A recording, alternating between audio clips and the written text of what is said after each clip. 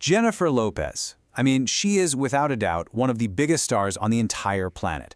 Her movies have pulled in billions, and she's jumped from genre to genre, from rom-coms to sci-fi, with just incredible success. But underneath all that success, there's this really fascinating and persistent critique that's followed her for years. Has her acting ever actually evolved? So today, we're going to break that question down. Okay, so let's just dive right in with this quote because, wow, it gets straight to the heart of the whole debate, doesn't it? It perfectly captures this tension we're going to explore. This idea that you can have this massive, undeniable success right alongside what some critics see as a total lack of growth in her actual acting. It's a pretty bold statement, so let's unpack the argument behind it. And that brings us right here to the central thesis of this entire analysis. Now, the argument isn't really that she's a bad actress. No, it's more nuanced. It's that her career has prioritized something else entirely, the careful building of her stardom, which has often come at the expense of developing her acting craft. So you've got to understand this difference between stardom and craft because it is absolutely key to this whole conversation. Stardom, well, that's about being Jennifer Lopez on screen, right? It's that charisma, that magnetic presence, that global brand that you and I pay to see. But craft, that's something different. Craft is about disappearing. It's about building a character from the inside out, using really specific choices, control, and deep emotional intelligence. And the argument here is that her career has been a total masterclass in stardom, but it's rarely, if ever, engaged with the real mechanics of craft. Okay, so what does that actually look like on screen? Well, the critique points to a very specific pattern that shows up again and again in her roles. You see this really consistent, almost narrow emotional bandwidth. There's this noticeable lack of any real internal conflict. It feels like she occupies her characters, she lends them her J-Lo star power, but she never really explores what's going on inside their heads. The performances often rely on surface-level emotion. She seems to be reacting to what's happening in the scene instead of driving the scene from some deep internal character motivation. All right, so let's put this theory to the test. Let's look at her most recognizable genre, the one where she really became a huge movie star, the romantic comedy. Because this is where the blueprint for her whole performance style was pretty much set in stone, especially in two massive back-to-back hit movies. First up, we've got Mary in The Wedding Planner. Now, on paper, this character is supposed to have a huge emotional journey, right? She's a total control freak who has to learn to let go and risk her heart. But the critique is that the performance itself is, well, it's emotionally flat from start to finish. She's pleasant, she gets a little flustered sometimes, but she is always composed. The script tells us she's conflicted, but we never actually feel that inner turmoil that would make her story compelling. We get the idea of a woman in crisis, but never the messy, complicated reality of it. And then, just a year later, you have Marissa in Made in Manhattan. Now, her story is all about the struggles of social class, which should be packed with psychological weight, frustration, burning ambition, maybe even a little bit of resentment after being invisible for so long. And yet, she's played with that exact same fundamental contentment as Mary. All the sharp, painful edges of her situation are just smoothed over. It feels like she's just kind of floating through her own story, waiting for something to happen to her, instead of being a character who is actively fighting against her circumstances. And this slide just illustrates the point perfectly. I mean, look at this. When you put these two characters side by side, the analysis argues that their emotional toolkits are basically identical. You've got the cautious smiles, the mild defensiveness when challenged, that constant, unwavering composure. It's the same set of tools for two women who are supposed to be in completely different worlds. The performance doesn't change to fit the character gets changed to fit the J-Lo performance style. And it all comes down to this one crucial word: interiority. It's one thing for a script to say, this character wants more out of life. But it's a completely different thing for an actor to actually show us what that feels like, to make us feel the psychological weight of that ambition, that desire, that frustration.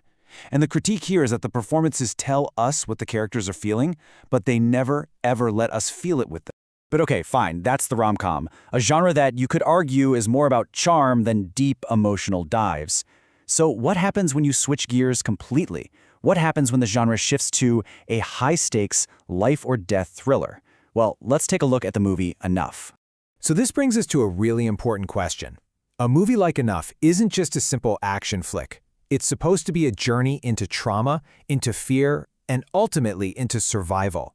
So what does a role like this really truly demand from its lead actor to make it feel real and impactful? The analysis says it requires a performance that is willing to go to some really dark, messy places. It needs to show a deep psychological transformation, the slow chipping away of a person's very sense of self under the weight of constant terror. It needs sustained tension, real, palpable fear.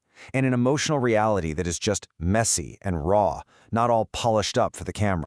But the critique here argues that the performance just never goes there. Her character, Slim, is never allowed to look truly broken.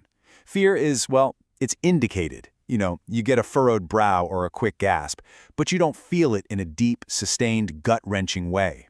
And what's really telling is that the horrific abuse she suffers doesn't seem to fundamentally change her as a person. Her transformation from victim to fighter isn't shown as this deep internal psychological change, but as a physical one, literally a fitness and martial arts montage. And this quote just absolutely nails the argument. Trauma isn't treated like a deep internal wound that needs to be explored, it's just a plot problem that can be solved with a good montage. Empowerment isn't some messy internal fight to reclaim your soul, it's reduced to fight choreography. The performance, it's argued, completely sidesteps the hard, internal work that a story like this desperately needs to feel real. All right, let's jump forward a bit to a pair of her later films. Now, on the surface, both of these movies are all about change and reinvention. But according to this analysis, what they actually do is reveal the very same limitations we've been talking about, just dressed up in a different story. So you have the backup plan and second act.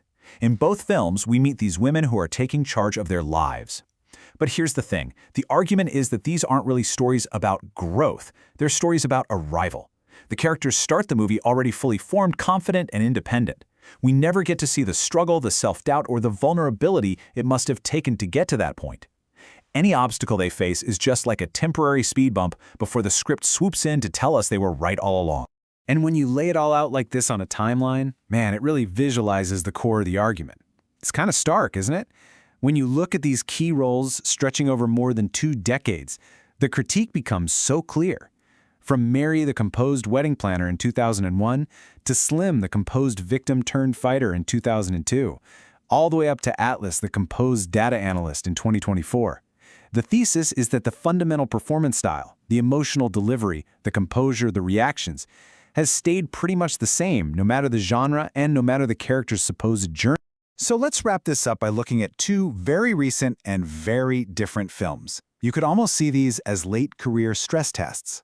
One is a meta-celebrity romance and the other is a hard sci-fi thriller. On paper, these 2 roles should have been a perfect showcase for some incredible range, but the critique argues they just ended up confirming the very same performance ceiling. Take Marry Me, where she plays a global pop star. The story demands that her perfect public image completely shatters, that she emotionally unravels, but the performance stays composed. That unraveling gets smoothed over with this unshakable professional poise. Then you flip to Atlas, where her character's entire journey is about a painful, raw emotional exposure. But the performance is described as flat, almost one note. Suspicion, fear, determination, it's all played at the exact same level with the same intensity.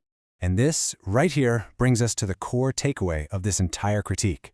It's this idea that we've somehow confused range with just genre hopping. It's so easy to look at her filmography, rom-com, thriller, sci-fi, and say, wow, look at that range. But real, true acting range isn't about how many different costumes you wear or what planet you're on. It's about interior movement.